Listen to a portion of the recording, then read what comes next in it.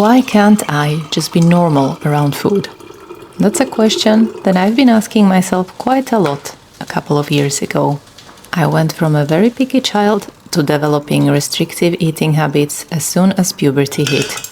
And throughout the years, they only got worse, and the idea of ever finding peace around food seemed absolutely out of reach to me. While everyone around me seemed to be eating whatever they wanted, whenever they wanted, without overcomplicating it, my own eating habits always had to follow a rigid structure held together by a set of rules that I had set for myself without knowing a single thing about health or nutrition. All I knew was that being fat is a crime. Equipped with random advice from magazines and my teenage friends, I started avoiding salt and sugar and fat, and my portions were becoming smaller and smaller and smaller over time. Pretty much the only thing that felt safe were fruit and vegetables, but my body and my mind were desperately craving something else. I was constantly thinking about food, looking at pictures of food, salivating over unhealthy recipes, buying treats for everyone around me. On the outside, I had food perfectly under control. I could remember every single mouthful I had for the past couple of weeks, but inside my mind, that was a different story. Food had complete and utter control over me. Obviously, I came to a point when I no longer wanted to live my life this way. I didn't want the food to have power over me. I wanted my power back. And you know what power is? Knowledge is power, right? And so I decided to turn my obsession with restricting into an obsession with learning how to eat in a way that makes sense. First, I gathered all the information I could about the benefits of being healthy over being skinny.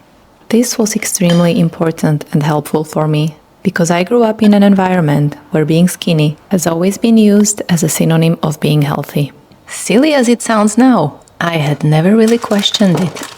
Once I had accepted that having no periods, a higher risk of osteoporosis, very low muscle mass, a messed up immune system, fatigue, and constant food noise in my mind was really no flex. All there was to do was accepting some weight gain in exchange for a better quality of life.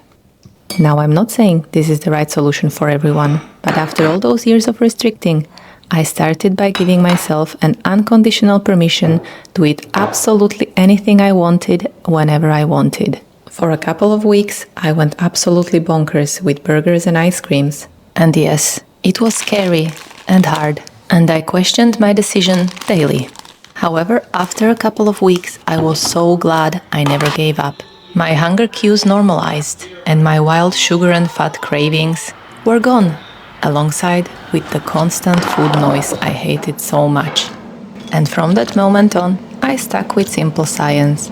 Plenty of proteins, plenty of fiber, enough calories to run my body even if it's more than somebody else's calories, and honoring occasional silly cravings for unhealthy stuff. So to sum it all up, I'm not entirely sure I eat like a completely normal person now, because who's normal and what do they eat? But food just became a part of my life instead of something that runs the show, and that's more than I ever asked for. Thanks for watching, and see you soon.